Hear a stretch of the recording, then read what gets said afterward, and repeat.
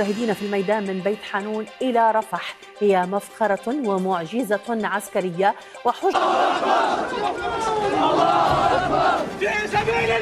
في غزة إن إسرائيل لم تضع على الطاولة أي مبادرة لإعادة كل المخرجين نصفهم في جباليا البلد. فقد أفاد مراسل الجزيرة بسقوط 18 شهيد. الأسرى هو تراشق جديد داخل المؤسسة العسكرية قد يؤدي حسب المنطقة العازلة إذا كانت المقاومة قادرة على الوصول إلى هذه النقطة. نعم، حقيقة هذه نقطة مهمة جدا. إعلام تابع للحوثيين بغارات أمريكية استهدفت مديريتي السبعين وبني حشيش. أفاد مراسل التلفزيون العربي بسماع أصوات انفجارات كبيرة في العاصمة. ثبات على الموقف الداعم للشعب الفلسطيني المظلوم في مواجهة باسم كتائب القسام أبو عبيدة في سلسلة تغريدات جديدة عبر منصة تليجرام. وزيادة حرام، شعوب العرب تطلع. في سبيل الله قمنا.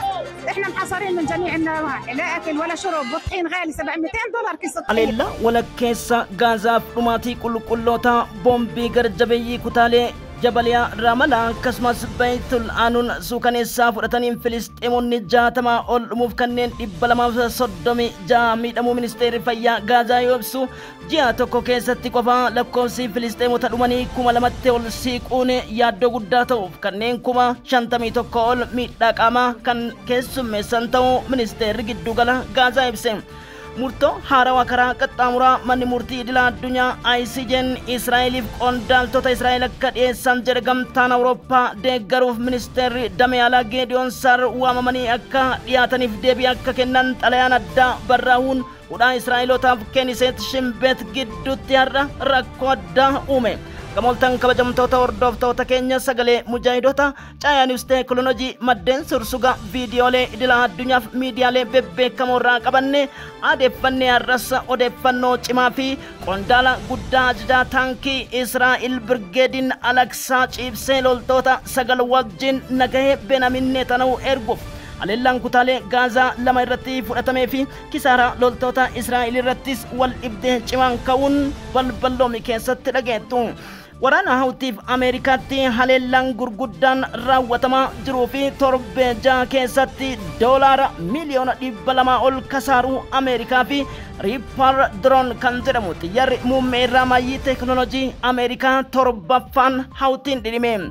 Kutaan Eelaatii fi Haifaa akkasumas Teel Aviv misaayilota addaa kan Hawtii irratti hin argaminiin rukutamuu fi humni qilleensaaf qolannaa Israa'el dadhabuun ijoo miidiyaalee idila addunyaa ta'e. Libaanosii fi Sooriyaas gabaasa wal fakkaata dhageettu. Mariin dhimma nikileerii Iraan sodaa guddaa jiraachuuf tarkaanfiin guddaan guyyaa borii maal ta'a laata? Tiraamp harka lafa jalaatiin nama guddaa pireezidaanti Puutiin kan Raashiyaa taariinitti erguun dhagahamee jira. Ajjeefamuu ajajaa waraana Mooskoo kutaa magaalaa Mooskootti kiyyeeffameefis Raashiyaan deebii maal kenniti kan jedhan Hindii wajjin gara lolaatti seenuun kenna beekamaadha. Shabaab Sharif ministeerri muummeen Islaamabad Paakistaan dubbii addaa dhageessan. Abiddi cimaan Ameerikaa fi Israa'el ammas labobba qaanqee gurguddoon miidhaa dhaqqabsiisuu ministeerri balaa ittisa Israa'eliif akkasumas kutaawwan bebbeekamoo Kaalifoorniyaa kibbaadha beeksaniiti jiru. Hunda odeeffannoo keenya maadhee balballoomii keessatti kan dhageettan ta'a.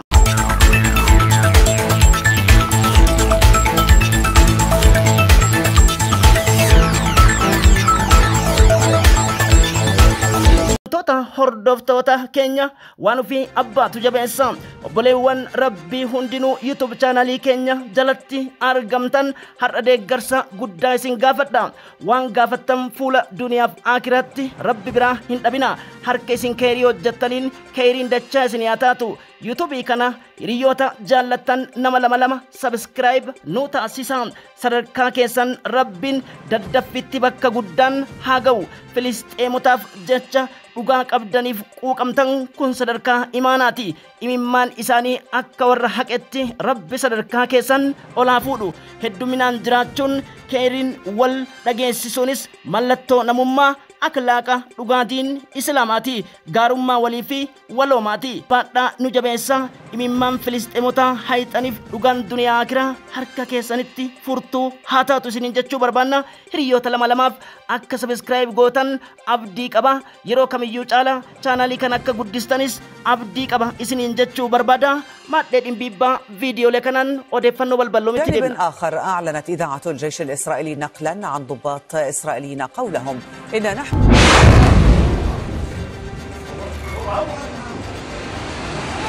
مجاهدين في الميدان من بيت حانون إلى رفح هي مفخرة ومعجزة عسكرية.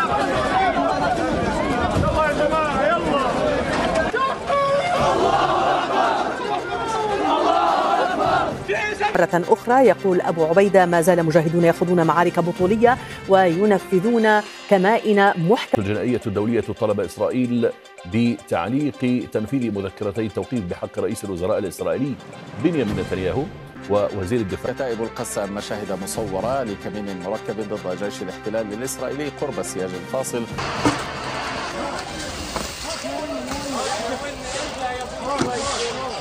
وإن كان قد أصيب أو قتل كما يلمح أبو عبيدة في كلمته قد يكون هذا الأمر له وقت. مع أصوات انفجارات كبيرة في العاصمة كما شنت الطائرات الأمريكية غارات تقوم معتبرة أنه لا وجه لإلغائه وفي الوقت ذاته قبلت دائرة الاستئناف في المحكمة الجنائية.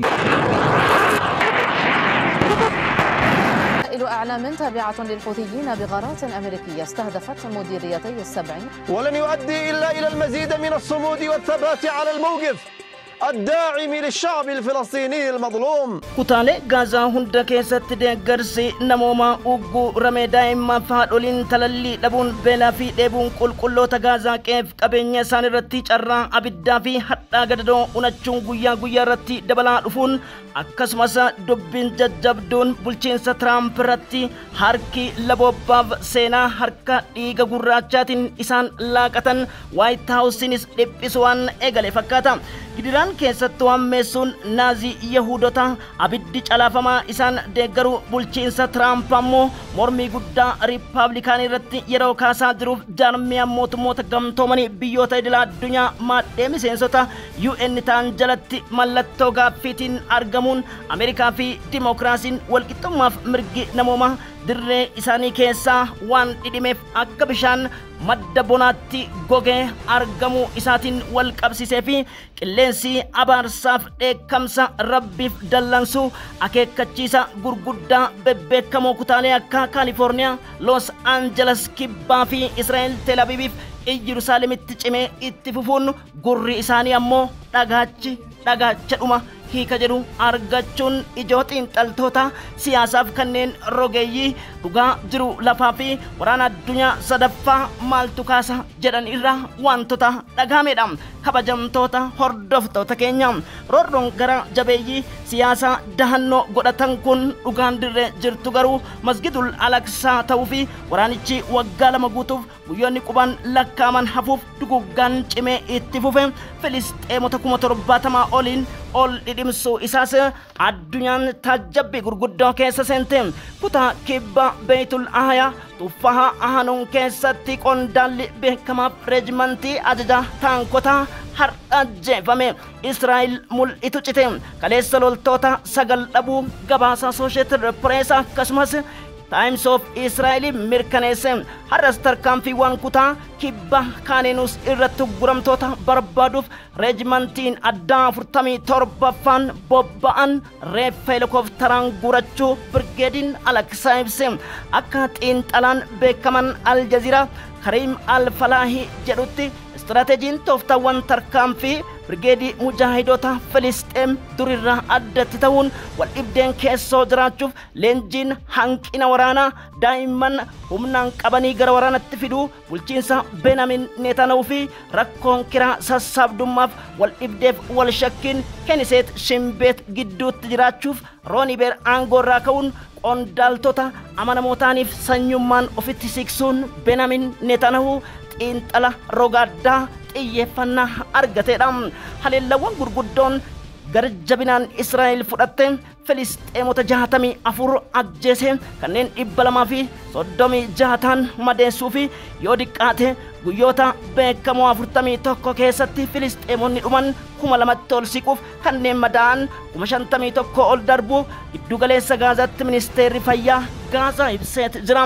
Waliigaltee marsaa xumuraa kana dhaabuuf dhukaasa dhaabuu keessatti yaadrimee bulchiinsa Benyamin Netanyahu dhiyeesse Hamas kufaa taasise.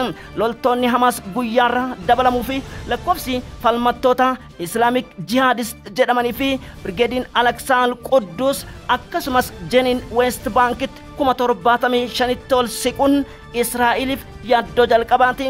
Kaapteenonni yookiin ammoo kanneen furgugaaf balalli jeettii Israa'el diduu isaaniif loltoonni dhumaatiin wal qabsiise guyyoota 5 keessatti loltoota 21 dhabuun Israa'el qarqaba hiriiraatii fi ugguramtoota gabataa qullaa qabataa bullaadha.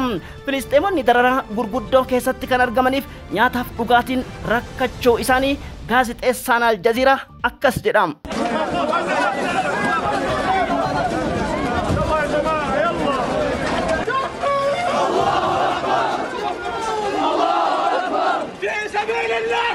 الذي تفرضه القوات الإسرائيلية على القطاع منذ أكثر من 55 يوما على التوالي. حرام شعوب العرب تطلع علينا على التلفزيون.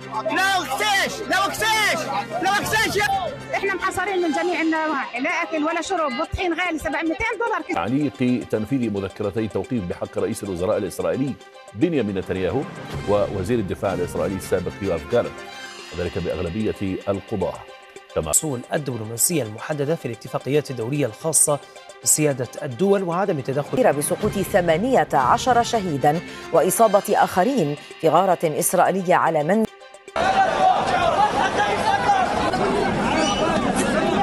الأسرى هو تراشق جديد داخل فايدان دبي من برغدي ألكسا تركم في النازي إسرائيل رتي فدنو كتاوان خندا كيست چميت تفوفا جچون كيستو أكاتان حماس دردبت جت إسرائيل سوچا ترتي فوجيوان أوبريشني كيست فالا كنا سمچوف تركم في سنايبروتا في أكسمس إلامان ركاس سنايبروتا لولتوتا إسرائيل رانغ قندالا أجاجا تانكي رجمنتين جنروتاتي هر إسرائيل قد galchuun kaanfuunatti kan okotaa buusee dubbii mammaaksaa ta'e argame jiram. Daa'imaniif dubartoota qofarratti kan fulleeffate haleellaan xiyyaaraaf waraan lafoo kun ammoo sibiilota qulqulluu badii hin qabneef haadholiif daa'imman garmalee duguugaa jiraachuun kanneen amantaaf dhugaa quuqama namoomaa qaban hedduu imimmaan ta'uuf galaanni hiriiraa idil addunyaa gubbaatti yayyabeet itti fufeeti jiram. Ajaja waraana lafoo jijjiiruun akkuma sunsumni jijjiiruun ittoo hin mi'eessu jedhamu Iyaa Zaamiris Yo'aab Gaalaant raangoo fuudhus homaa jijjiiruun dandeenye. Ministeerri walii galaa akkasumas Heelziyaan Leeviin kan qondaala rafoof reejimentii walii galas jijjiiramus dubbiin sanuma. Abuu Ubaydaan har'a ibsi isaan kennan yoo danda'an waliigaltee dhukaasa dhaabuu yaadrima dhukaasa hamma muummeetti nageenyi uummata keenya dhufuun alatti jechuun dhagame. Maallaqoota danuu hedduu rabsuun Filisxeemota nurratti kaasuu isaaniitiif kun wallaalummaatti milkaa'an jechuun dhagahame. Biyyoonni hedduun keessattuu Raashiyaa dabalatee deeggarsa namoomaatiif hudhaa Israa'el wal qabuuf Israa'el karra hin banu jechuuf Raashiyaan toonii 30,000 ol lammiilee Gaazaa duguuggaaf akkasumas ibiddaa fi gidiraa hadhaa'unachaa jiraniif akka qaqqabuuf falmii guddaa taasisuu irratti akka argamtu kan Associated Press fi Financial Middle East Eye gabaasanii. Tarkaanfiin Birgeedii Al-Aqsaa kun deeggarsa addaas waan argate fakkaata. Masrii fi Israa'el ammoo hudhaa addaa koliidarii Filiidelfiyaaf Raafaa irratti Chaayinaan gara Masriitti asiquun dubbii biraa taate. Manni murtii idila addunyaa ICJ'n Yo'aab Gaalaant Benyamin Netanyahu saffisaan akka dhiyaatan jechuun karaa biyyoota maadhee ICJ yookiin miseensota gameeyyii waliigalaaf bu'uureessitoota mana murtii idila addunyaa irratti gamtaan Awurooppaa Gideon Saar ministeera damee alaa waamuun akka deebii kennaniif olaantummaa seeraatiif akka bitamanidha. Haa ta'uutii dubbiin Israa'el deebistee immoo tarii maadhee jaarmiyaa mootummoota gamtoomanii keessas ta'ee gamtaa Awurooppaa keessaa haqsiisuu akka dandeettutu himama jedha gabaasni ICJ irraa Al Arabiyaan dubbise. الدولية طلب إسرائيل بتعليق تنفيذ مذكرتي توقيف بحق رئيس الوزراء الإسرائيلي بنيامين نتنياهو ووزير الدفاع الإسرائيلي السابق يوآف جالنت، وذلك بأغلبية القضاة. كما رفضت المحكمة استئنافا آخر لإسرائيل الأمريكية غارات على محافظتي الجوف وصعدة شمالية اليمن. سماع أصوات انفجارات كبيرة في العاصمة، كما شنت الطائرات الأمريكية غارات. ولن يؤدي إلا إلى المزيد من الصمود والثبات على الموقف الداعم للشعب الفلسطيني المظلوم في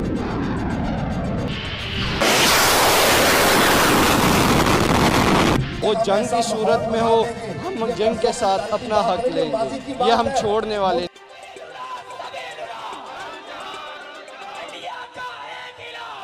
Waraanni galoo galaanaa hawtii Yamanootaaf akkasumas bulchiinsa Tiraamp gidduutti deemsifamaa jiru cimee itti fufuun dhagame. Torbeewwan jaha keessatti kutaawwan Hudaydaa, Sa'aadaa, Raas Isaaf akkasumas Yaman sanaa dabalateetiin haleellaa halkanii guyyaa deddeebiin fudhachaa kan jiru bulchiinsa abbaa irree Tiraamp hawtii Yamanootaa irra gonkumaa homaa buusuu kan danda'in rogeeyyii warra dhihaa dabalatee xiinxaluu irratti argaman. Har'a haleellaan hawtii Yamanootaa Baab mandab doonii guddicha Ameerikaa irratti fudhatee fi raapar diroon jedhamuun xiyyaara teekinooloojii yookiin diroonii ammayyaa torbaffaa buusuun Ameerikaaf dhibaaf kaansarii sammuu ta'uutu himamaati jira. Torbeewwan jaha keessatti doolaara miliyoona 200 ol kan kasaare homaa qondaaltota hawtii ajjeese jedhus hundi isaanii gadi bahanii ibsa kennaa akka jiraniif Ameerikaan bu'uura siviiliif tajaajiltummaa hawaasaa maadhee piroojeektii hawaasaa diiguu irratti akka argamtu jaarmiyaa mootummoota gamtoomaniif gamtaan Awurooppaas ifa baasuu irratti argama. Hawtiin Yamanootaa misaayila Zulfiqaar Palestaayin lammaffaa Kinzaayil Haayiparsoonik irraanga diroonii kaamikaaz jedhamanitti kutaawwan Eelaat akkasumas Haifaaf Tel Aviv Ashqalooniif Ommu Rashrash haleelurraa dubatti hin deebisne. Haleellaan Eelaatiif Haifa irratti fudhatame immoo miidhaa lubbuutiif piroojeektii guddaa odeeffannoo saatalaayitiidha kan Israa'el waakkatte dirreetti gadi baase. Benyamin Netanyahuun ilkee ciniinnatan jedha Newsweek Middle Eastiif RT'n akka jedhanitti. Gabaasa kana walqabatee Times of Indian haleellaan har'a Eelaat irratti fudhatame Israa'eliin Iron Dome fi Iron Siriin isaanis qolachiisuuf akka hin dandahin himamaati jira.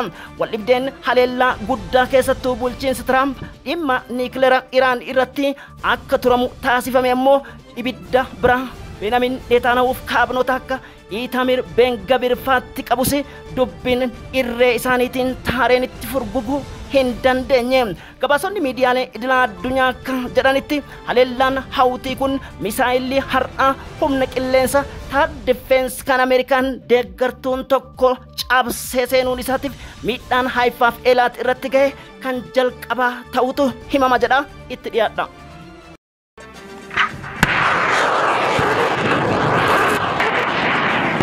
أفاد مراسل التلفزيون العربي بسماع أصوات انفجارات كبيرة في العاصمة، كما شنت. ولن يؤدي إلا إلى المزيد من الصمود والثبات على الموقف الداعم للشعب الفلسطيني المظلوم في الأمر له وقع كبير في إسرائيل. الأسبوع الماضي كان المرة الأولى التي تتحدث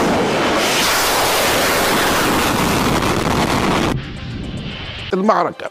ما هي الطريقة المناسبة؟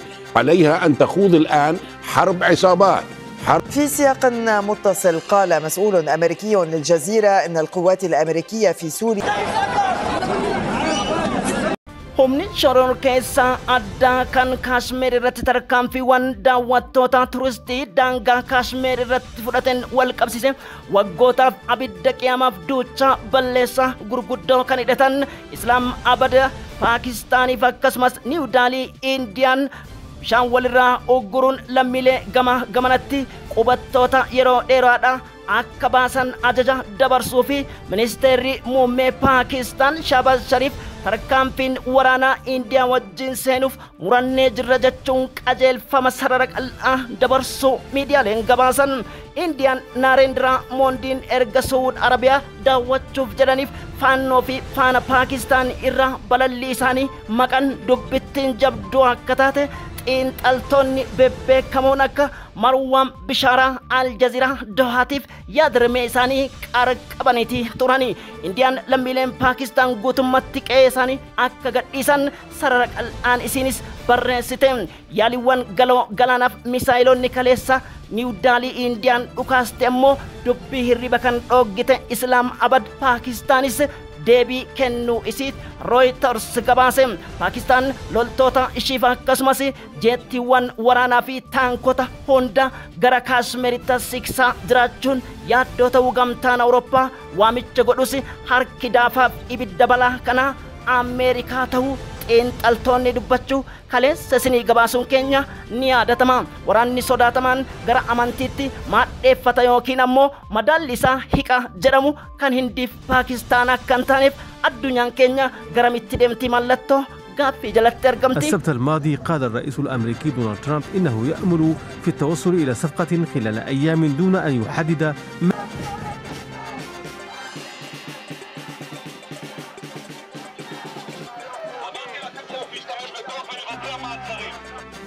قال الرئيس الأمريكي دونالد ترامب أنه تحدث إلى رئيس الوزراء الإسرائيلي بنيامين نتنياهو وكتب ترامب في منشور على منصة تروت بالنسبة للملف النووي الإيراني مضيفا أن إدارة ترامب ستحرز تقدما كبيرا يفوق بكثير ما حققته yaaddoon gabbisaa fi atomii dhukaa niikileeraa Iraan erga Omaanitti waliigalteewwan ajandaa duraa taasifameef eegasii marsaan lammaffaa sanbata darbe keessatti magaalaa guddoo Xaaliyaan Roomitti kutaa garagaraa keessatti giddugeettummaan Pisteef Wiitkooffii fi Sayyid Abbaas Araakchi ministeerri muummee kan damee alaa Iraanotaa haala qabiyyeewwan jiruuf qabxiiwwan marii ajandaa irratti walii galame jechuun qondaaltonni biyyoota lameenii yeroo ibsa baasaniif bulchiinsi Tiraamp waan har'a yaayyeesse bor haquun waan har'a yayyabe bor damboobsuun kaan ammoo dhiisuun kaan duratti oofuun ajandaa ijoo addunyaaf ejji mirmirsa liphuu xiyyeeffannaa pirezidaant Tiraamp irratti ta'uun beekamaadha.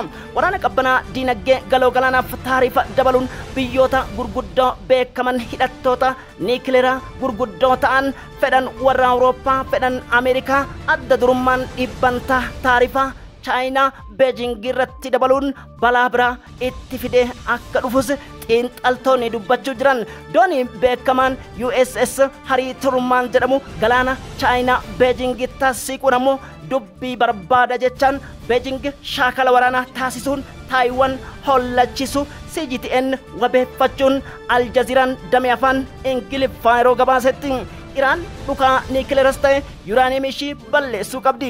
Humna IRGC fi akkasumas baadhattoof maadhee oomisha industirii balastikiif diroonii hir'isuu qabdi.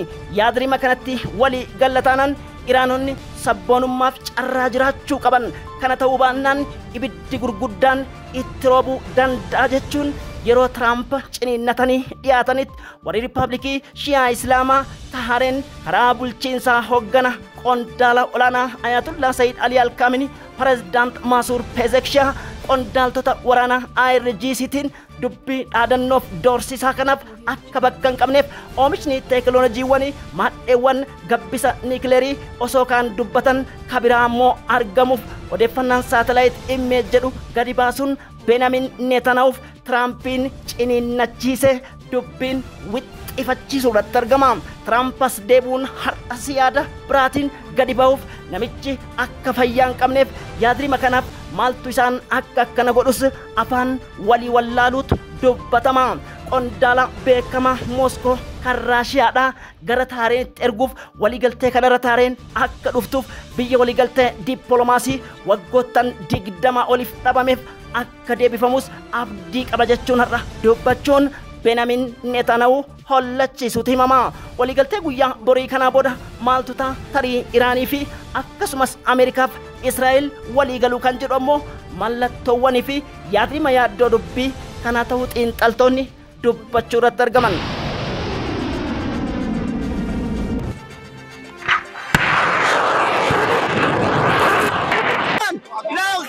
لو اكسيش يا عالم في سبيل الله قمنا. الأمم المتحدة وشبكة المنظمات الأهلية في قطاع غزة قالت بأن الوضع في سبيل الله قمنا. اللي صار هذا بيت نازحين 3 طوابق كان في أكثر من 3 عائلات